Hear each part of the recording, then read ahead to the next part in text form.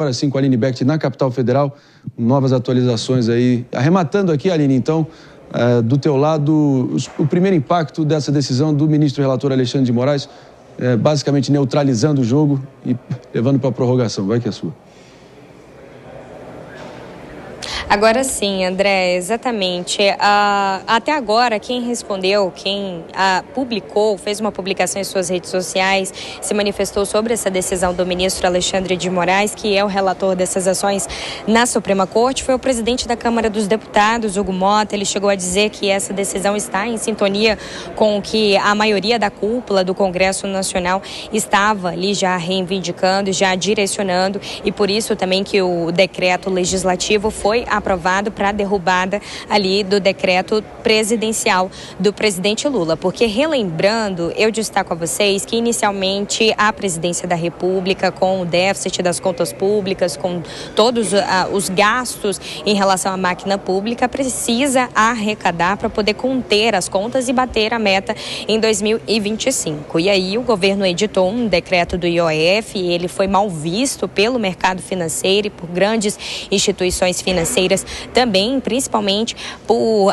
querendo ou não, atingir também o mercado financeiro e não só a população como um todo, mas também empresas micro, pequenas e médias empresas também que necessitam ali do crédito de investimentos. E esse decreto foi reeditado depois, semanas depois foi apresentada uma medida provisória alternativa a esse aumento do IOF, mas mesmo assim isso não surtiu efeito no Congresso Nacional. Os parlamentares fizeram então toda uma mobilização ali para a derrubada desses decretos presidenciais, e que eram 3 no caso: a edição, a reedição e também a medida provisória que estava ali prevendo 10 bi de arrecadação. E aí o Congresso derrubou então com um decreto legislativo, alegando a inconstitucionalidade do Poder Executivo de fazer isso, de querer aumentar o IOF. Essa foi a justificativa. E aí depois da derrubada e com o clima também já aquecido entre as instituições, acabou que a AGU, a Advocacia Geral da União, protocolou uma ação declaratória de constitucionalidade no Supremo Tribunal Federal para validar o decreto do Poder Executivo, do presidente Lula. Em seguida, 8 partidos chegaram também a protocolar uma ação no Supremo Tribunal Federal para poder também entrar com essa validade do decreto legislativo em ter derrubado o decreto presidencial, dessa validade aí do decreto legislativo, tendo como justificativa também que o governo não poderia aumentar impostos sem uma tramitação legal e adequada por parte do legislativo. Então, essas ações estavam protocoladas no Supremo Tribunal Federal.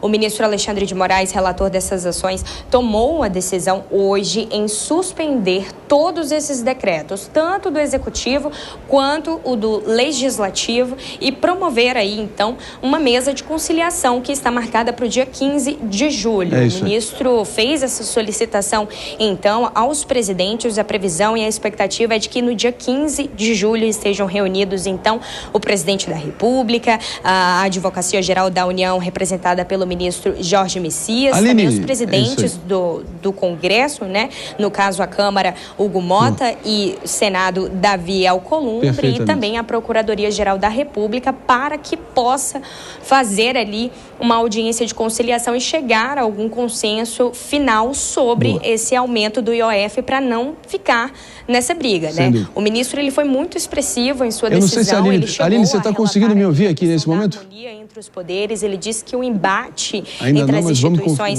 está ficando, né, querendo ou não, mais exacerbado entre executivo e legislativo. É algo que é bem visível do ponto de vista jurídico e que precisa, então, manter um pilar constitucional entre os poderes, que é o pilar da harmonia entre os poderes antes de qualquer legalidade ali do processo sobre o aumento do IOF. Então, ele propôs essa audiência de conciliação, já chamando a atenção também para esse embate que está bastante ativo aqui em Brasília. Por enquanto, somente uma posição do presidente da Câmara, Hugo Mota, como eu relatei de início. A gente não tem ainda uma posição oficial por parte do governo federal, então a gente segue por aqui acompanhando toda essa repercussão, toda essa expectativa, inclusive também para essa audiência de conciliação no dia 15 de julho. Qualquer outra informação, outra novidade, outra repercussão de alguma autoridade,